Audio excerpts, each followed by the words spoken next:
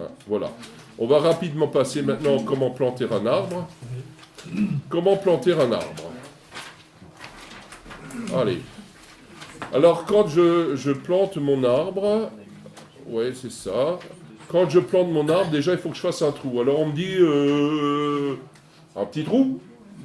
Ah non. Un arbre, quand vous faites un petit trou, il faut déjà voir quelle est la fonction du trou. La fonction du trou, c'est pas d'enterrer l'arbre 1 mètre dans le sol. C'est d'ameublir la terre qui est autour pour que les racines qui sont fragiles puissent trouver leur chemin. S'asseoir correctement dans le sol. Et donc, quand vous faites un trou, je vous demande de faire un trou d'1 mètre cube, hein, donc il y a du travail. Au fond du trou, vous n'avez pas besoin d'aller à 1 mètre, mais vous allez bêcher le fond du trou pour ameublir le sol.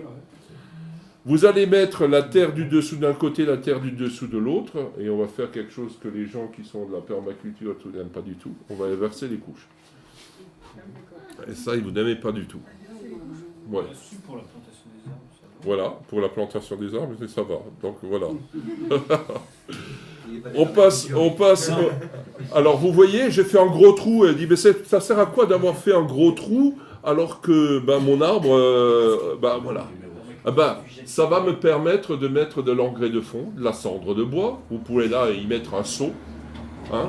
Il ne sera pas en contact avec les racines, sachant que vous apportez du phosphore et du potassium, et que ce phosphore et ce potassium n'est pas lessivable, contrairement à l'azote. L'azote passe, et quand il passe, il chope ou il ne se chope pas. C'est pour ça que l'intérêt de mettre du compost, c'est que vous avez des bactéries, et la bactérie produit l'azote et le donne tout de suite à la plante. Et donc vous n'avez pas de lessivage.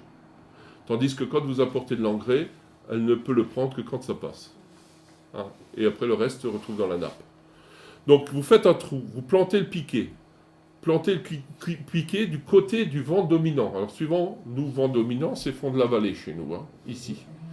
Donc vous arrangez pour que l'arbre soit au milieu. Votre piquet, vous ne le plantez pas au milieu du trou, parce que vous ne plantez pas le piquet, vous plantez l'arbre. Hein. Donc voilà, c'est pas l'arbre qui doit tenir le piquet. Le piquet, vous le plantez juste, pouf, à la main, au fond du trou. Il descend d'1 mètre, hein, le piquet. Une fois qu'on aura mis la terre, il ne bougera plus. Hein. Donc vous n'avez pas besoin de prendre un marteau pour le planter. Vous plantez juste comme ça, juste qu'il tient. Vous rebouchez le trou. En ajoutant l'engrais. Pas du compost, ou très peu. Parce que si vous rajoutez beaucoup de compost, vous allez décomposer encore, vous allez avoir une production de gaz carbonique et vous avez étouffé les racines. Donc là, il faut apporter de l'engrais minéral. S'il y a besoin de calcaire, s'il manque du calcaire, des coquilles d'œufs. Si vous apportez de la cendre, ça c'est bon. Ce genre de choses.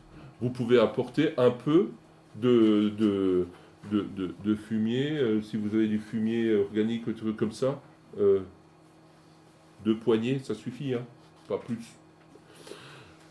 Vous refermez votre trou. Et avant, il faut savoir que vous avez un foisonnement d'1/5, de 20%. C'est-à-dire que si votre trou fait 1 mètre, avec le bêchage du fond, vous avez un foisonnement, c'est-à-dire que vous refermez le trou, vous aurez 20 cm de trop de terre. Qu'est-ce qu'on fait en général? On l'évacue. Jamais. Jamais, il était dans le trou. Sur votre bâton, un petit truc. Le Chatterton, tout le monde sait ce que c'est. Le scotch électrique. Hein. Vous posez votre bêche sur le trou et vous mesurez 20 cm. Et vous prenez votre Chatterton, vous mettez une marque sur le piquet. Et votre collet de l'arbre, une fois que vous avez fini votre plantation, doit être à ce niveau.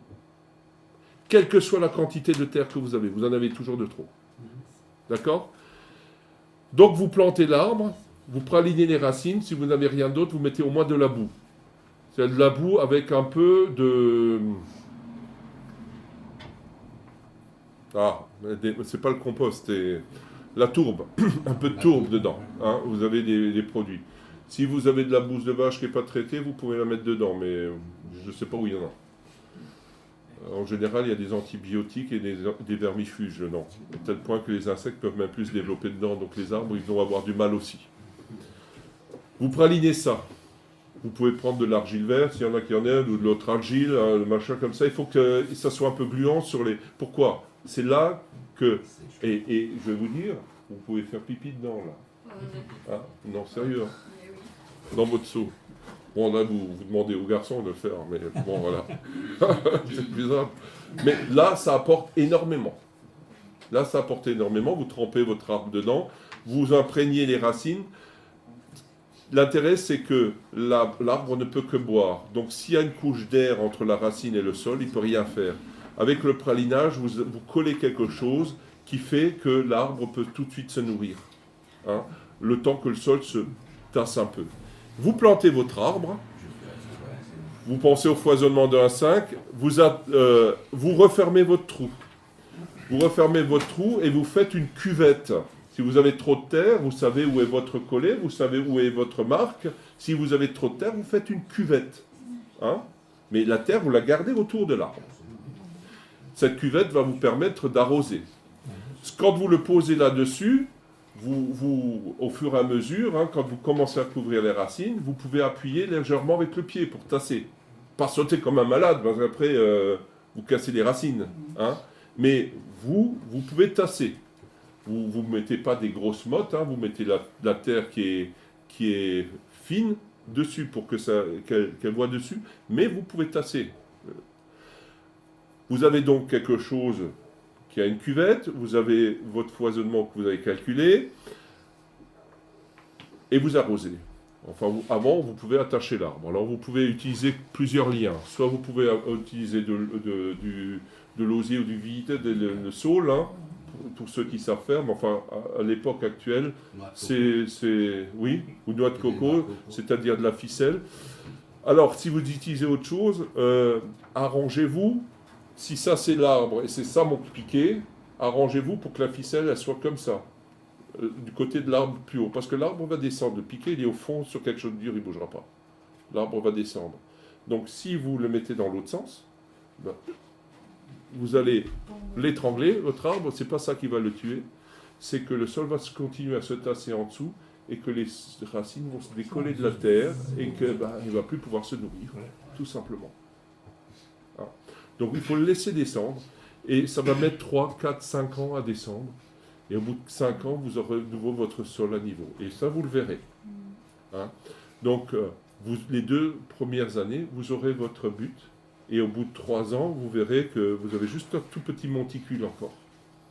Si vous ne faites pas ça, votre arbre va descendre de 20 cm dans le sol, et comme on dit de faire attention que le bourrelet de grève soit toujours hors sol, quand vous achetez un arbre, vous voyez où est-ce qu'il a été planté. Il faut que se coller, c'est-à-dire là où c'était la limite de la terre, il faut que ça soit respecté.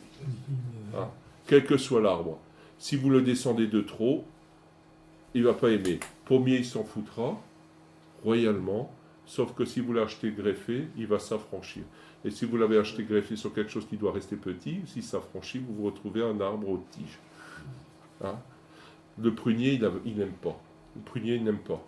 C'est pas en le plantant plus bas que vous aurez une meilleure récolte. Cerisier, il n'aime pas.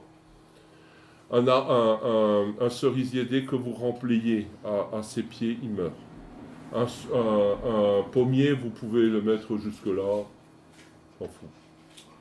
On s'en fout. Il peut partir. Mais le cerisier, il n'aime pas. Prunier non plus. Et souvent, quand on a déterré, on était allé dans un cours de taille où le gars, il dit ouais, j'ai du mal, il pousse pas, ça va pas, c'est le prunier. J'ai dit tu les as plantés comment? Parce que je voyais que le tronc. Elle a dit ouais, j'ai fait des bâches tiges, mais j'avais acheté des hautes tiges. J'ai dit le reste, on a fait bon, je l'ai descendu. J'ai dit bon, on va le sortir. Ah bah, il y avait ça dans le sol, les racines en dessous, ça n'a pas tiré de racines. Ça ne tire pas de racines. Les racines, c'est à partir de là où il a fait les racines. Tandis que le pommier, lui, il aura tiré des racines. Il se remet les racines là où il veut. Ce qui veut dire qu'un prunier ne pourra jamais se bouturer, un pommier, vous pouvez le bouturer. Éventuellement, c'est plus difficile. On a d'autres techniques qui sont plus intéressantes. Voilà. Est-ce que vous avez encore des questions là-dessus? Oui, ça c'est valable pour les gros fruitiers, du coup pour les plus petits, on n'a pas besoin de... Plus petit, c'est quoi? Framboisier. Ah non, là vous n'avez pas creusé 1 mètre. Ouais. Non. C'est bon, Mais faire l'arbre. pensez quand même qu'il faut aérer. Donc le framboisier, vous allez creuser de ça. Hein, vous allez quand même creuser 40 cm. Vous allez quand même creuser 2 hauteurs de bêche. Mais vous allez retourner. Et après, les framboisiers, vous allez les planter au plantoir. Mais il faut quand même que la terre soit ameublie. Il faut que les racines puissent partir. Parce que si les racines ne partent pas, vous êtes dans une période de fragilité. Hein.